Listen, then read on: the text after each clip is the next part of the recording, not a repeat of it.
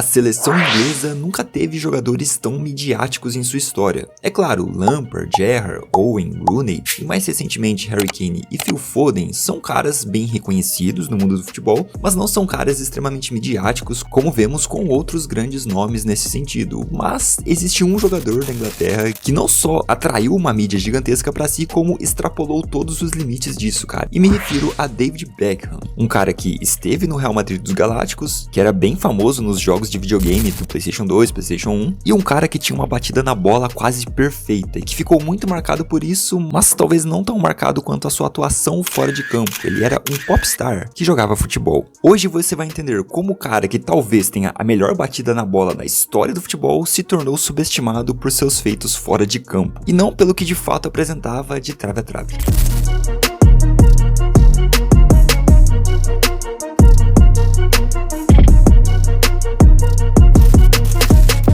Pelo que se sabe, Beckham veio de uma família que era apaixonada pelo Manchester United, e é por isso que seu início no futebol teve tudo a ver com esse gigante inglês. Em 1989, aos 14 anos de idade, ele acaba por ingressar na base dos Red Devils após ter passado por algumas outras escolinhas de futebol e principalmente porque, desde muito jovem, parecia não pensar em outra coisa que não fosse se tornar um jogador. Com isso, na temporada 92-93, aos 17 anos, Beckham teve sua chance de estrear pelo profissional em uma partida contra o Brighton, válida pela Copa da Liga Inglesa. Dali em diante, na temporada, Beckham não teve mais tantas oportunidades pelo time principal e foi colocado no time sub-21 durante algum tempo. Ele só voltaria a atuar pelo profissional na temporada 94-95. Mas ele não ficou parado ou simplesmente jogando pela base, né? Ele chegou a ser brevemente emprestado ao Preston North End, onde curiosamente integrou o elenco ao qual David Moyes fazia parte. E sim, é esse David Moyes que você tá pensando aí em casa, essa lenda aí mesmo, e esse empréstimo ao Preston não foi tão prolongado, então Beckham acabou retornando ao United após alguns meses, voltando ainda na temporada 94-95 para finalmente jogar pelo time principal. E nessa temporada ele ainda conseguiu entrar em 10 partidas de todas as competições, inclusive jogando uma Champions League. E foi no United onde Beckham teve os seus maiores louros mesmo, né? Por lá ele fez parte de um dos esquadrões da era Sir Alex Ferguson, né? E naquela época o United dominava a Inglaterra, cara. E eu não falo isso com nenhum tipo de exagero, né? Pra você que é mais novo e só vê o United apanhando nos últimos anos, saiba que o time era muito dominante na era Sir Alex Ferguson, tá? Mas o Beckham passa a realmente se firmar no time na temporada 95-96, onde ele atua em 40 partidas e marca 8 gols, o que é uma boa média quando se pensa sobre a sua posição, né? Que era de um meio campo ali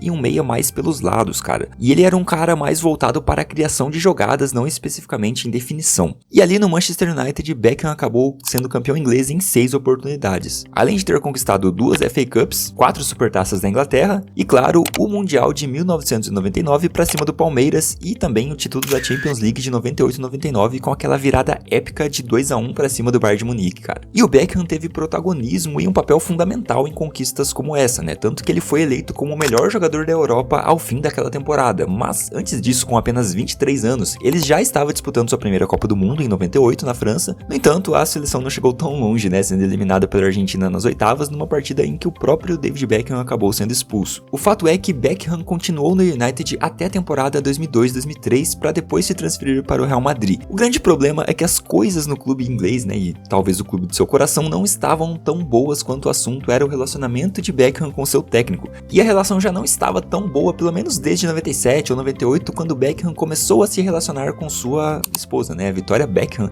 que na época era sua namorada, e por Victoria ser uma estrela da música pop, né, uma das integrantes das Spice Girls, ela acabava por chamar muita atenção da mídia e dos tabloides ingleses, que começaram a cercar o casal, fazendo com que Beckham mais parecesse um popstar do que um jogador de futebol. Isso incomodava Ferguson, que inclusive já havia feito declarações na época que o jogador havia mudado em tudo, né, depois de entrar nesse relacionamento. Era como se ser famoso importasse mais para Beckham do que o próprio futebol, sabe? Algo que sempre foi uma grande prioridade do técnico vencedor. Então aquilo não era aceitável para Ferguson, né? Essa visão que ele tinha do Beckham, e acabou por gerar cada vez mais atritos entre os dois. Tudo se tornou muito difícil porque se de um lado havia um treinador treinador que já era ídolo, do outro lado nós tínhamos um jogador que também era muito amado, né, que vinha conquistando títulos e sendo a maior estrela daquele elenco, sendo também, inclusive, o maior talento de sua classe da base do United, que tinha outros caras como Ryan Giggs, Gary Neville e Paul Scholes. Outro fato é que após o casamento de Beckham, em 1999, novas rusgas surgiram entre treinador e jogador, com um sempre implicando com o outro, e conforme a fama de Beckham crescia e ele estampava mais capas de revista, Ferguson só ficava ainda mais irritado. O clímax dessa tensão aconteceu em 2003, quando em uma partida contra o Arsenal, o United acabou perdendo, mas com Ferguson culpando Beckham por uma falha defensiva que acabou resultando em um dos gols dos Gunners. Após discutirem no vestiário e com uma discussão sendo bem acalorada, Ferguson acabou chutando uma chuteira que acidentalmente ou não atingiu e machucou um dos rostos mais famosos do mundo naquele momento. Beckham não só fez questão de trazer toda essa discussão à tona para a mídia, como também mostrou o resultado da agressão em seu rosto causado pelo treinador. Após dar palco a toda essa história, né, e ser exibida a público, o desfecho não poderia ser outro. Rolou uma grande briga de egos inflados, onde Ferguson foi à diretoria para informar que um dos dois deveria ser escolhido para ficar no time, e bem, você já sabe quem foi o escolhido, né? Após o United ter se decidido em ficar com o técnico, Beckham foi vendido ao Real Madrid por quase 38 milhões de euros para a disputa da temporada 2003-2004. No time de Manchester, Beckham venceu absolutamente tudo, foi um cara muito importante e que até hoje é considerado uma lenda, né, do clube. Ele disputou 390 partidas, marcou 85 gols e deu impressionantes 121 assistências. Venceu 13 títulos com uma passagem incrível e digna de torná-lo uma lenda mesmo, cara. Ferguson, por sua vez, teve que encontrar um novo camisa 7 para o seu time, que acabou sendo um tal de Cristiano Ronaldo. Acho que vocês devem conhecer um pouquinho. No Real Madrid, muitos conhecem bem a história, né? O time dos Galácticos foi uma coisa linda de se ver, mas de se ver no papel ou nos videogames, porque em campo mesmo, né, apesar de protagonizar ali diversos jogos memoráveis, não foi um time que traduziu em sucesso, né, pelo menos não de títulos. Jogando com Ronaldo, Zidane, Raul, Figo e companhia, Beckham esteve presente em 159 jogos, marcou 20 gols e deu 51 assistências. E ainda conseguiu conquistar 2 títulos ali, né, sendo uma Supercopa da Espanha na primeira temporada, né, 2003-2004, e uma La Liga em 2006-2007, ano de sua última temporada pelo clube merengue antes de sua primeira ida para os Estados Unidos. Após a era dos Galácticos ter finalmente acabado lá no Real Madrid, Beckham decide aceitar uma proposta vinda dos Estados Unidos para jogar no Los Angeles Galaxy da MLS. Isso na temporada 2007-2008, mas mais marcante nisso tudo é que ele foi a primeira grande estrela do futebol moderno a ir jogar nos Estados Unidos, muito depois de Pelé e Beckenbauer, claro, né? Por lá, David conquistaria mais alguns títulos, mas mais especificamente na sua segunda passagem, pois após passar 2 temporadas em branco, Beckham é emprestado ao Milan por 2 temporadas e faz parte de um timaço com caras como Kaká, Ronaldinho Gaúcho e Maldini, mas acaba não vencendo nada também e às vésperas da Copa do Mundo na África, o craque se lesiona, cara. E essa lesão o faz ficar de fora daquela que seria sua última participação em Copas do Mundo. Beckham retorna ao Los Angeles Galaxy e vence as próximas 2 temporadas da MLS de maneira muito participativa, né, sendo a peça central daquele elenco. Após isso, ele não renova com o time americano e mesmo já encaminhando para o fim de carreira, né, talvez ele poderia se aposentar ali depois disso,